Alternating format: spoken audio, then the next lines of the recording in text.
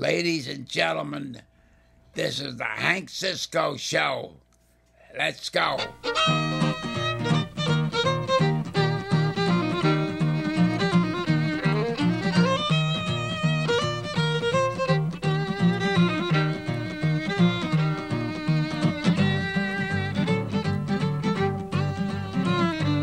Hi, welcome to this Hank Cisco Show. I'm Barbara Zippi with the Delaware Valley Italian American Herald, and I write the Ciao Bella Living Italian Style column every month for the newspaper.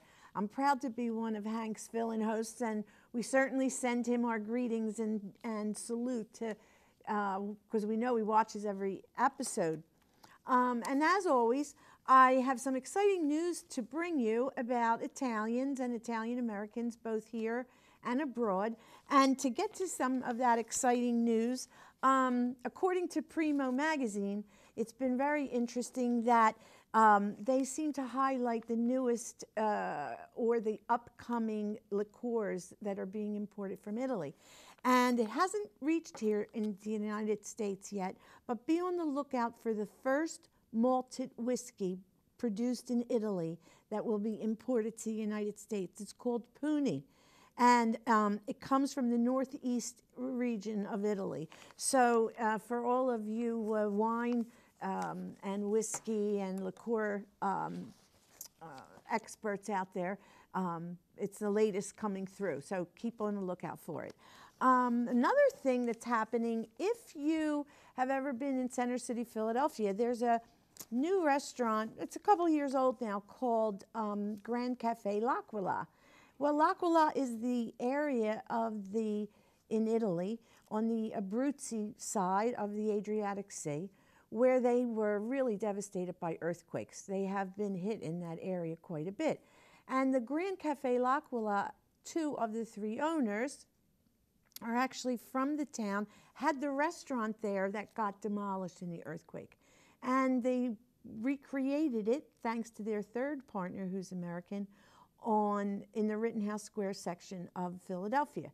So if your travel plans in 2020 have you in the Abruzzi region visiting the town of L'Aquila, make sure you go see before or after the guys in the restaurant so that they could give you all the tips to do in the towns and the region. And tell them that the Hank Cisco Show sent you. We also talked about Venice the last couple times and what's happening with the cruise ships there. One of the local newspapers had a statistic that is just amazing, that there's over 32,000 visitors a day that disembark in the high season in Venice. Can you imagine that? So on a prior show, I had mentioned to you, if you get a chance to visit Venice not on a cruise ship, try to stay overnight in Venice a night or 2, because when all those people go back to the ships, you have the town to yourself, and it's magical. It's one of the most beautiful places in Italy. Another place that's an interesting thing that has some American ties, if you're familiar with Madonna, and many of us at a certain age were familiar with her, Madonna's roots come from the town of Sulmona in Italy.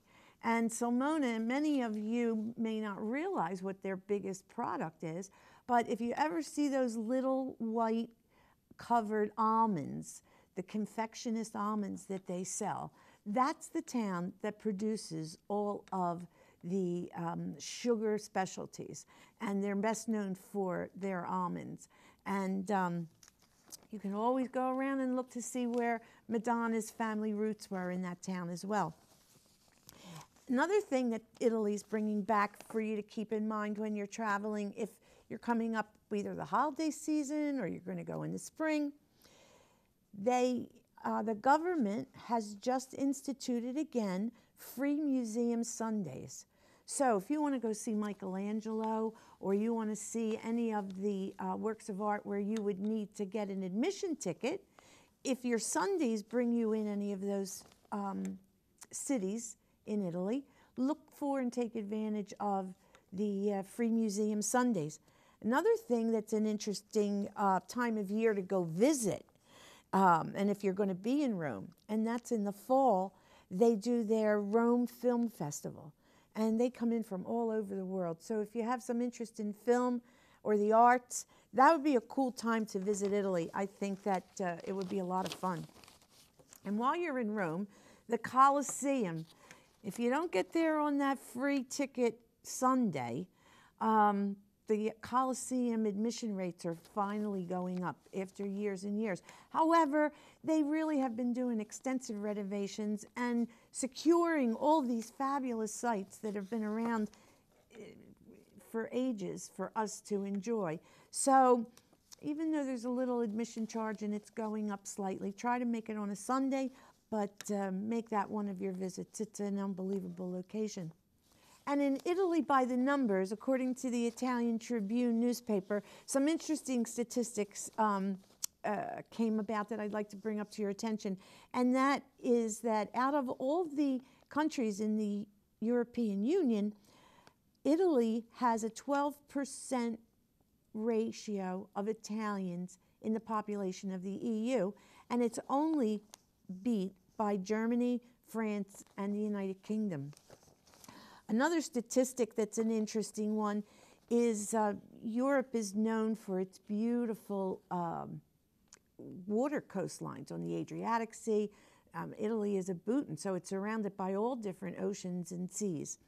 And this one, actually, they have the highest number of bathing spots in Europe. Nearly 90% of them are rated highest quality. And thinking about the Italian Riviera, the Abruzzi Riviera, the Adriatic Sea Riviera, the Riviera on the side of Rome, around Naples and Capri, there's coastline every place. So whenever you're visiting in the summer season, know that you have to take advantage of the beach areas because they're rated one of the highest. And one of the newest places to stay, if you want to go a little different than the hotel rooms, are these agriturismos, which are actually working farms that you stay on. Interestingly enough, they say that the third of them are run by the women, Italian women in Italy. So there's over 23,000 agriturismo farms, and you'll have the most wonderful living in like the Italians experience in Italy. And lastly, Italians have produced over 295 products that have the designation of coming from specific regions. And that's a really interesting concept because you can only say Prosecco wine is from the Prosecco region, and the Chianti wines are from the Chianti region. And they have 295 world-renowned designations, all affiliated with Italian products. So there's a lot going on here and abroad in the Italian culture, which leads me to one of my neighbors who happens to be an Italian American, and he's now the president of Manor College, Jonathan Perry. And he sent along two of his very special employees and student life program managers to talk to us today about all that's happening on Manor College. So I'd like you to welcome Ashley Hillegas, who's the Director of Student Engagement, and with her is Tarra Raspanti, who is the Office and Events Manager over at Manor College. Ladies, welcome to the Hank Cisco Show. Thank you so much for having us, and thank you to Hank for having us as well. I know, well, I know you got a chance to see one of Hank Cisco's shows. Yeah. So I think we can be a little bit more calmer than Hank will. But we have a lot of exciting news to talk about the college. And Ashley, I want to start with you a little bit to see what do you do with your job as Director of Student Engagement? What does that mean for the college? So I pretty much do three main things at the college. I oversee all of our clubs and organizations. We currently have 15 on campus. I plan fun events for students. Okay. So I give them that out-of-classroom experience. Our tagline of Manor is "You belong here." So it's really my job to make students feel like they belong at the college. And that's nice. And then my final larger piece of my job is I run new student orientation. So when students come into the college for the first time, I acclimate them, make sure they're ready to go their first day of school. And Tarra, what does your position entail as events manager at the college? So I oversee any events that are institution-based. So we have our Ukrainian dialogue, where you bring in some panelists and we talk a bit about, what's going on maybe in Ukraine, which was our most recent one, or anything that can have a discussion-based program. And then we also have external renters, so anybody who wants to use any of the spaces we have available, such as classrooms, our library, our gym, which can fit from one person to 450. So we have a lot of spaces available, and you can check them out on our website, or you can get in contact with me and we can chat more about it. So that the public doesn't have to be a student, but they can also use the facility of the campus. Correct, yeah. So kind of how Ashley's position is making students feel like they belong, I want to also include the community and let people know who maybe have never been to Manor or who aren't students that they also can belong on our campus. Well, let's talk a little bit about Manor College and its history, because I understand that it has an ethnic affiliation, but you're also embracing today's cultures and bringing everybody inside. So can you tell us a little bit about its Ukrainian past? Yeah, so Manor College is the only Ukrainian Catholic school in America.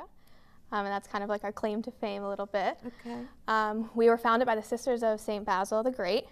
And when the sisters came to America from Ukraine, they really came here to start a soup kitchen and to start an orphanage for little kids.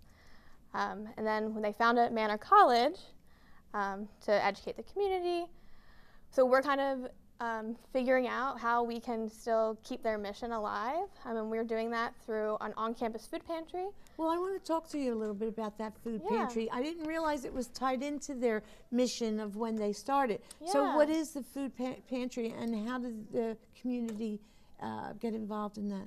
Yeah, so our food pantry is called the Bird Feed, which is a play on our mascot, which is the Blue Jays. Okay. And the food pantry is open to all students on campus who may be struggling with food insecurity. So a couple years ago, our student senate realized that there was a student on campus who was living in his car and didn't have access to food. So from that came this food pantry that is stocked by community members. There's a couple of churches and organizations who donate regularly to our food pantry. And we stock things like ramen, mac and cheese, grab-and-go meals. All the basics. All the basics. We stock toiletries, feminine hygiene products. We also do like canned stuff as well. The students tend to like the grab-and-go stuff more because it's easier for them to eat on campus. But it's an interesting way to combine your mission of what needs to be done today, to combine the sisters' missions to what's needed today on campuses, because college is such a struggle for some people, and they do want to try to get that degree, which is a great thing. Yep, and I think last year about 150 students were regularly utilizing our food pantry. For such a small school, that's a high number. But yes. If you can't focus because you haven't eaten in class, that's a problem, and right? you have to take care of your own, so that's nice that the college is doing that. Actually, your other honor to your founders is Founders Day. What's this annual event that you try to focus on? So Founders Day is held every January at the end of January, and it's a way that we honor the sisters for founding Manor College. So this year we have coming up, we're going to have sisters, or tea with the sisters. So we'll go over to where they live and have a little tea party with them. Nice. And then we do a Founders Day award ceremony where we honor the Educator of the Year, and we honor a student on campus with our St. Josephat Medal, which is a student who embodies the mission of Manor College. And it's a really big honor for our students. Oh, that sounds exciting. Yeah. Really does. And that Founders Day's activities happen every January. Every January. Now, another thing that the college sisters' heritage is known for with the Ukrainian culture are these eggs and Easter time. And what is it that your college gets involved with in this tradition? I know Ashley kind of has been teaching me more and more about what we're doing. We have a museum on campus, our Ukrainian Heritage Museum, that hosts, it holds a lot of our objects that come from Ukraine or are made with objects, and some of those items are our eggs. And Ashley was actually telling me right before we began today that they are made with a wax, which is something that I did not know. I pictured it always with a nice paint because I've seen photos of them, especially on our website. So getting to see those and then actually learn that they are wax is pretty amazing. It is an amazing skill. Have you participated in any I have not activities? yet, but I would like to this upcoming year. So our curator of the museum, she does host community events that people can come and learn how to do the Ukrainian eggs. And is the museum open year-round to the public? It is. And any admission fee? There is no admission fee. I think the only thing we ask is that you just let us know you're coming. Oh, well, that's a nice attraction to come and see. I bet you Yeah. it has a lot of nice secrets in there that It is people could beautiful. learn. It's a beautiful museum. Well, speaking of other things that are going on campus besides the museum, what are some of the student life clubs involved with that, you know, everybody's looking for hometown choices to go to schools today because although even campus, you have campus living life now as well, which is something relatively new, right? No, students that can live on campus, we can only house about 90 students. Okay. But that's still a lot of students and a lot of life on campus. But then you also have a nice population of people who are in the commuting district. Yep, most of our students are commuters. So in that respect, what kinds of clubs and activities are the students involved in? So we have our Rotaract Club, which is a service organization, and recently they've been raising money for the Eagles Autism Challenge. Nice. So that's going to go this whole entire year. They started a couple weeks ago, and they plan to go until May when we get out. Currently, they've raised about $500 so far. I think their goal is $1,000 for the year. And they're not even near May, so that's a good one. That's a good one. We have our Student Senate, which functions as our student government on campus. And they just try to improve campus living life. They're the ones who started the food pantry. They've got an ATM on campus. They've gotten new furniture on campus because they do a presentation every spring and tell us what the students want. They're also raising money and donations for CHOP Hospital for toys for this upcoming Christmas as well. So you really get involved with the regional community, not just your local community. One of the things you mentioned is a silent disco that's coming up. What's that all about? So a silent disco is a dance party, but instead of the music blasting, everybody wears headphones. Oh, okay. Probably a lot of the younger people would know what it is. I think so. And then you can switch between channels. So I could be listening to 90s music and Tarra could be listening to top hits.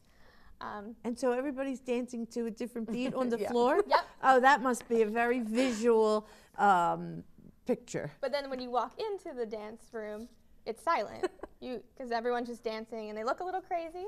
But the students really enjoyed it last year and we're planning to bring it back for the spring semester. Oh, well, that should be an interesting thing. You'll have to invite some press people in to experience that. That sounds like a crazy event. But then, you know, that's what events should be, fun and exciting and different, right? Yep. Now, exactly. Student leadership is real important. And I know, Dr. Perry is so behind encouraging those leadership qualities in his staff, like you guys coming here today, and his students. So what does student leadership entail at the college? Who wants to tackle that question? I can tackle it. Okay. So we do have a leadership program on campus that comes out of my office called our LEAD program, and it stands for Leaders, Evolving, and Developing. So the goal of the program is to equip our students with leadership skills, not only for what they're doing right now, but for when they leave the college and go into the workforce. So I teach them, basic leadership skills, time management skills, anything that involves leadership, really, we cover in the program. And it is important because those are the things that build your character and help you communicate to get your positions that you have to start applying for in life. Yep. So leadership is something that isn't as tangible, right? You can't really touch it, but you can see the results of it in your students. So that's an exciting thing. How about the future of the college? How do you see it in the community growing since you've been there? So one big thing that I've been trying to, encourage our students to demonstrate, and as well as myself, is pride in the school. I think that there are a lot of students and a lot of staff that are really passionate about the mission of Manor and about what Manor is and can be. So, one part of my position is handling our mascot Manny, who is a Blue Jay, and kind of creating an environment based around Manny that encourages our students to become more involved, whether it's in leadership, but also spirit-based, and trying to find ways to, get students to feel really passionate about the school while they're there, but then carry it beyond and get our community really excited about it as well. Oh, so that's something that I'm really passionate about. It's always nice to work with mascots. They're always in a high energy mode. I right? know. Manny's got great wings. It's amazing. Now, what about the majors of the college? What do you focus on there to attract what type of skills for the what type of majors for the students? So I would say we have two major programs that are pretty competitive to get into that students come to Manor specifically for. One is our dental hygiene program. So we do have an on-campus dental center that the community members can utilize.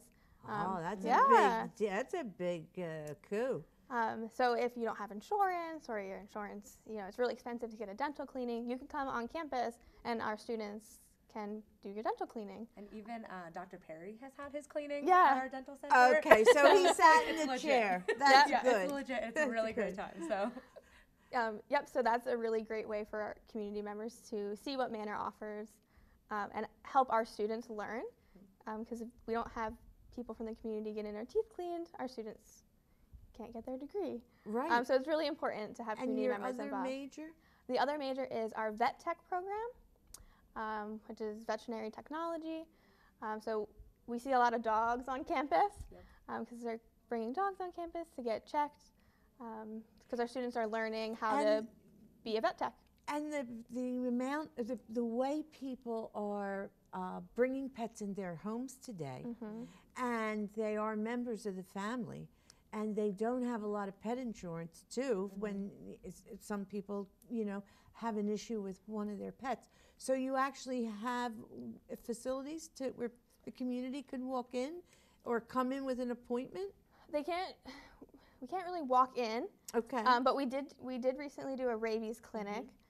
So our vet tech department did a rabies clinic. So if you needed your dog to get a rabies shot, pretty cheap, they could make an appointment and walk in that way. Right. Well, that's a great thing to have. Yeah. And so those are two majors that are very unique. Yes. I would say those are the majors that people seek out and they come to Manor for. So Manor students enjoy working with animals, which is a nice thing, right? And they enjoy a great appearance with making sure your smile is perfect. Yep. So they really are two vital things that will never, there's always job opportunities in both of those things. So the percentage of your students that go on to be placed in jobs after graduation, how do you rank there? I couldn't tell you the percentage off the top of my head. Okay. But I would say pretty high, Good. especially in the dental and vet tech programs. Just because those are jobs that are in need. That are the specialized ones. Yeah. And the size of your campus, what's the size of the student campus, like as far as class size and population on the grounds and whatnot? So we have 3 buildings. I always say that Manor College is small but mighty because we have 3 buildings. Good. We have 1 parking lot, but we have about 700 students that are currently enrolled in the college, and our ratio to faculty student is 12 to 1. So a lot of the class sizes are extremely small. So if a community member or an upcoming senior in high school is looking for that small, intimate experience at a college, Manor College is definitely the place for them. And you're located pretty regional. Yeah. How accessible are you to explain a little bit about your geographic location to our viewers? So we are located right in Jenkintown, and what is great is we do have a pretty large parking lot, if you're driving in, but we do, as Ashley mentioned, have a lot of students who commute. Not all of those students or staff drive or have cars, so a lot of people take public transportation.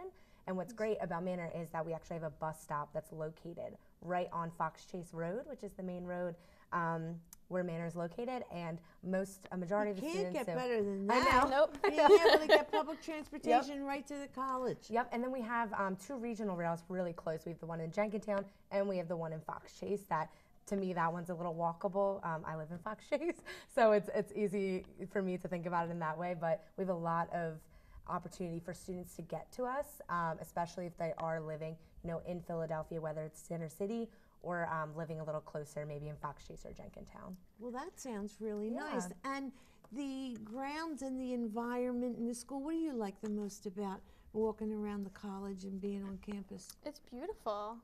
Oh, it really is. Like, especially now with the trees and the fall, it's quiet. A lot of times we're stressed out because we work really hard for our students, so it's really nice to just take a With walk. a 12-to-1 ratio, I would imagine that you do.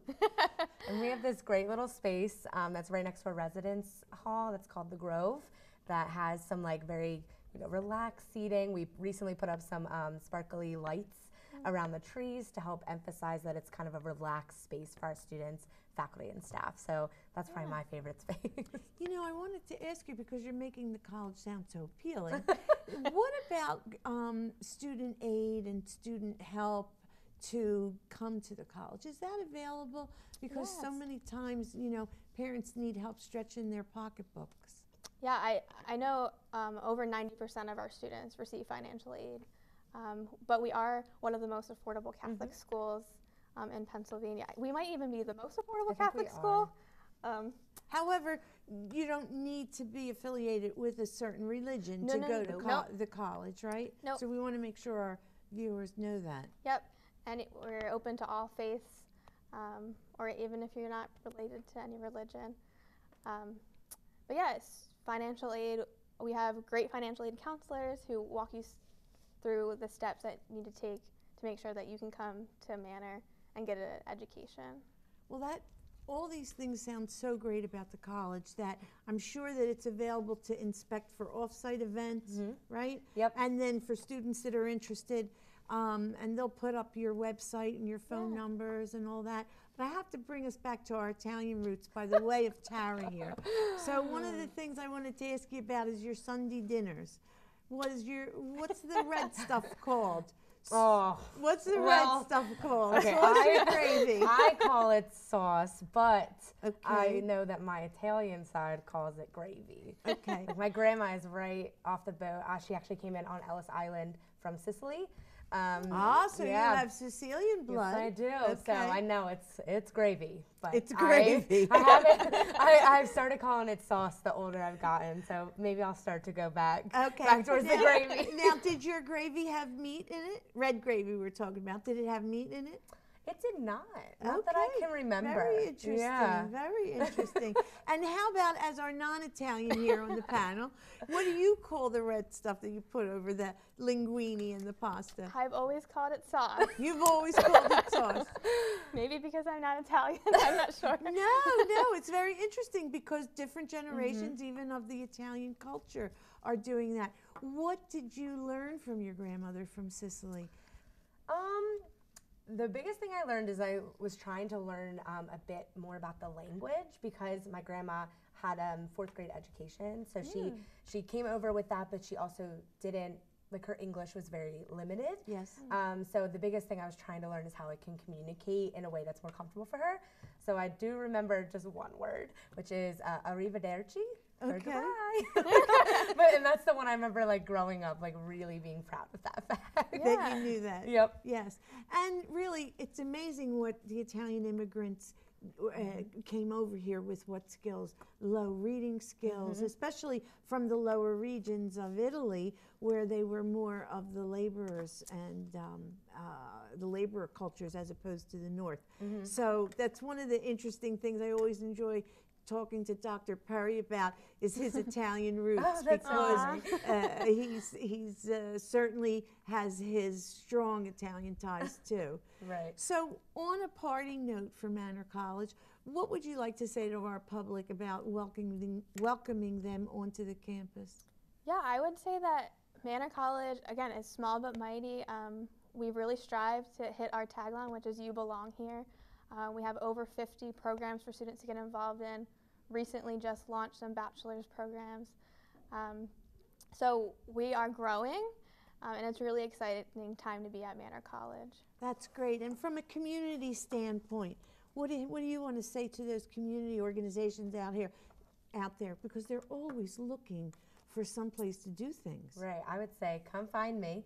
But if you go to our website, we actually have some great resources for rentals and booking space. But then we also share a lot on our social media pages for events that are coming up where we want the public to be in attendance, and we know that people would benefit from being there. So we use our social media pages and our website to really try and invite the community a bit more. And I think that with my desire to show our passion for spirit, I think that is something that I'll be able to also kind of loop in some more people from the community. That sounds good. So you could actually check their Facebook page for all the recent and newest things that are happening online, and either Tarra or Ashley will be happy to focus and get you connected with the right departments over at Manor College.